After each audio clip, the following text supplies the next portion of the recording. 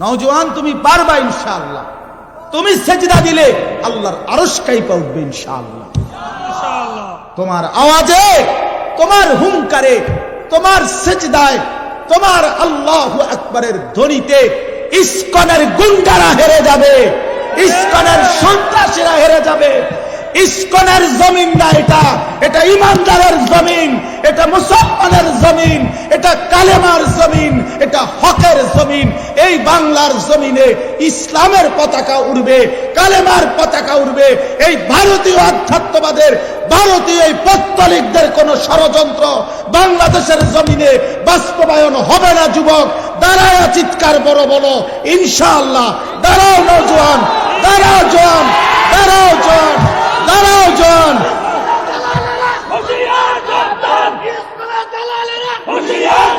হ্যাঁ যুবক, রক্তই সমাধান, শাহাদাতের খুনি সমাধান। কোন হিন্দু বেঈমান এই জমিনে আমরা কোনদিন তাদের উপরে কোনো জুলুম করি নাই।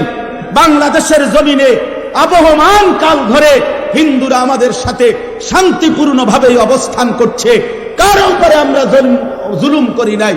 5ই আগস্টের পরে আমার মুসলমান সন্তানরা হিন্দুদের মন্দির পাহারা দিছে। বেঈমানে ইসকনের বেঈমানরা তার বদলায় আমার ভাইরে জবাই করে দিছে, জবাই করে দিছে। এই ছিল মন্দির পাহারার বিনিময়? এই কি ছিল বিনিময়? আমরা তো কোনোদিন জুলুম করি নাই, কোনোদিন জুলুম করি নাই। বাংলাদেশে আমাদের কত বড় বড় উলামায়ে কেরাম আমাদের জাতির রাহবারদেরকে বারবার জেলখানায় নিছে। আমাদের আল্লামা মামুনুল হককে জেলে নিছে, আমাদের আল্লামা সাখাওয়াত হোসেন রাজিকে জেলে নিছে, আমাদের গাজী ইয়াকুব উসমানী ভাইকে জেলে নিছে, আমাদের শত শত উলামায়ে কেরামকে জেলে নিছে। কই আমরা তো কোনোদিন কারো গলায় ছুরি চালাই নাই।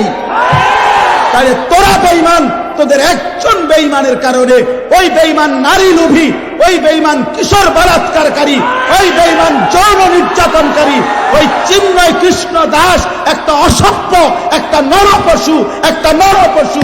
ওই বেঈমানের কারণে মুসলমানের গলায় ছুরি দিলি কেন? একটা 2.5 বছর 3 বছরের বাচ্চা, তার ওই বাচ্চা বাপ ডাকবে কাকে এখন?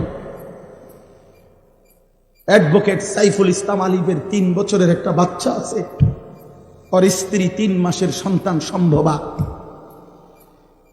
গর্ভবতী নারী, স্বামী হারা, এতিম সন্তান, বাপ হারা। তোমরা ছেলেরা, অনুরোধ করছি ছেলেরা, বাপ তোমরা জানো না এটা প্রমাণ করে দিছে দুশ্মন, পাইলে তোমারে জবাই করে দিবে। বেডি চাইও না, বেডি চাইও না, ছেড়ে দাও। বেডির পিছনে জীবন শেষ করো না, নর্তকীর পিছনে জীবন শেষ করো না। ছেলেরা ভুল করতেছ, ভুল করতেছ। বেঈমান পাইলে তোমারে বা আমারে হুজুর দেখবে না। বিষয়টা হুজুরের লগে না, বিষয়টা ইমানদারের সাথে।